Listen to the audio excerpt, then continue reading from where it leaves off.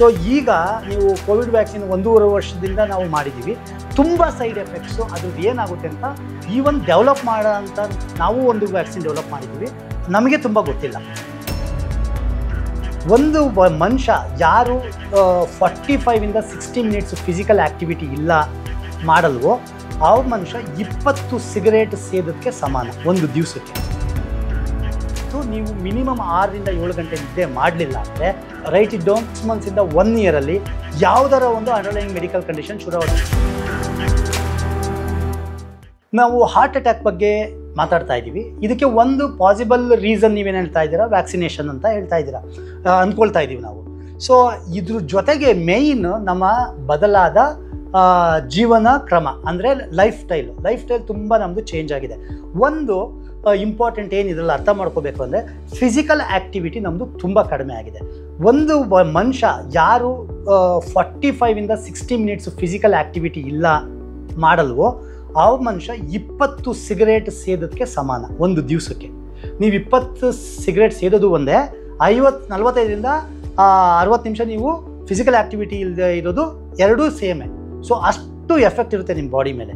ಹಾಗಾಗಿ ಪ್ರತಿಯೊಬ್ಬ ಮನುಷ್ಯ ಸಹ ಮಿನಿಮಮ್ 45 ಮಿನಿಟ್ಸು ಯಾವುದಾರ ಫಿಸಿಕಲ್ ಆ್ಯಕ್ಟಿವಿಟಿ, ವಾಕಿಂಗ್ ಇರ್ಬೋದು, ಯೋಗ ಇರ್ಬೋದು, ಅಥವಾ ರನ್ನಿಂಗ್ ಇರ್ಬೋದು, ಜಿಮ್ ಇರ್ಬೋದು, ಸ್ವಿಮ್ಮಿಂಗ್ ಇರ್ಬೋದು, ಎನಿಥಿಂಗ್ ಫಿಸಿಕಲ್ ಆ್ಯಕ್ಟಿವಿಟಿ ನೀವು ಅಟ್ಲೀಸ್ಟ್ ಸ್ವೆಟ್ ಆಗೋ ಇಂಟೆನ್ಸಿಟಿ ಮಾಡಲೇಬೇಕು. ಇದು ಒಂದು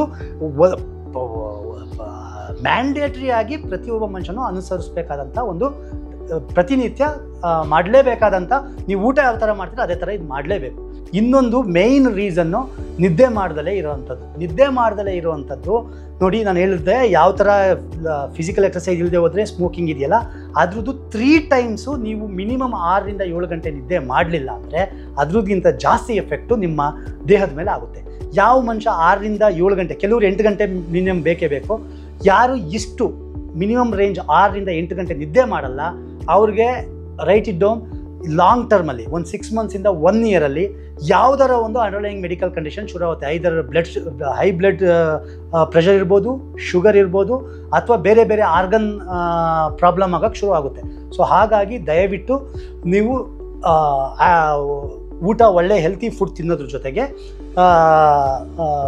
ಎಕ್ಸಸೈಸ್ ಜೊತೆಗೆ ನಿದ್ದೆ ಮಾಡೋದನ್ನು ಮಾತ್ರ ದಯವಿಟ್ಟು ನೀವು ಮಾಡಲೇಬೇಕು. ಯಾಕಂದರೆ ನೀವು ನಿದ್ದೆ ಮಾಡಿದಾಗಲೇ ನಿಮ್ಮ ಬಾಡಿಲಿ ತುಂಬ ಥರದ ಹಾರ್ಮೋನ್ಸ್ ನಮ್ಮ ಪ್ರಾಪರ್ ಫಂಕ್ಷನಿಂಗ್ ಆಫ್ ಬಾಡಿಗೆ ರಿಲೀಸ್ ಆಗೋದೆ ನೀವು ನಿದ್ದೆ ಮಾಡಿದಾಗ. ಅಂದರೆ ಆ ರೆಸ್ಟಿಂಗ್ ಪೀರಿಯಡ್ ಇರುತ್ತಲ್ಲ 6 to 8 hours, ಆ ಟೈಮಲ್ಲೇ ನಿಮಗೆ ಹಾರ್ಮೋನ್ಸು ರಿಲೀಸ್ ಆಗೋದು.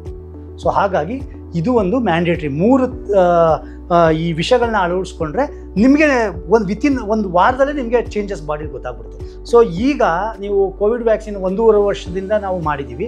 ತುಂಬ ಸೈಡ್ ಎಫೆಕ್ಟ್ಸು ಅದ್ರದ್ದು ಏನಾಗುತ್ತೆ ಅಂತ ಈವನ್ ಡೆವಲಪ್ ಮಾಡೋ ಅಂತ ನಾವು ಒಂದು ವ್ಯಾಕ್ಸಿನ್ ಡೆವಲಪ್ ಮಾಡಿದ್ದೀವಿ. ನಮಗೆ ತುಂಬ ಗೊತ್ತಿಲ್ಲ. ಇದು ರಿಯಾಲಿಟಿ, ಹಾರ್ಶ್ ರಿಯಾಲಿಟಿ. ಬಟ್ ನಾವು ಏನಂತ ಅಂದರೆ, ನಾನು ಇದು ಹಾರ್ಟ್ ಅಟ್ಯಾಕ್ಗೆ ಮತ್ತು ಕೋವಿಡ್ ವ್ಯಾಕ್ಸಿನ್ಗೆ ಕಾರಿಲೇಟ್ ಮಾಡ್ತಿದ್ರೆ ನಂದು own personal experience Covid vaccine develop ಮಾಡಬೇಕಾದ್ರೆ ನಾವು ಏನು ನೋಡಿದ್ವಿ ಅಂದರೆ, ಇನ್ಫ್ಲಮೇಷನ್ ಆಫ್ ದ ಹಾರ್ಟು ಎಲ್ಲ ಅನಿಮಲ್ಸಲ್ಲೂ ಇತ್ತು, ಮೋಸ್ಟ್ ಆಫ್ ದ ಅನಿಮಲ್ಸಲ್ಲಿ ಇತ್ತು. ಇದು ವ್ಯಾಕ್ಸಿನ್ ಕೊಟ್ಟಾಗನೇ ಜಾಸ್ತಿ ಆಗಿತ್ತು ಅಂತ ಏನಿಲ್ಲ. ಬಟ್ ವೈರಲ್ ಇನ್ಫೆಕ್ಷನ್ SARS-CoV-2 ಅದೇ ಕೋವಿಡ್-19 ಇನ್ಫೆಕ್ಷನ್ ಆದಾಗಲೂ ಸಹ ಹಾರ್ಟ್ದು ಇನ್ಫ್ಲಮೇಷನ್ ಇತ್ತು. ಸೊ ಇದು ವ್ಯಾಕ್ಸಿನಿಂದನೂ ಇನ್ಫ್ಲಮೇಷನ್ ಇತ್ತು ಮತ್ತು ವೈರಸ್ಸಿಂದನೂ ಇತ್ತು.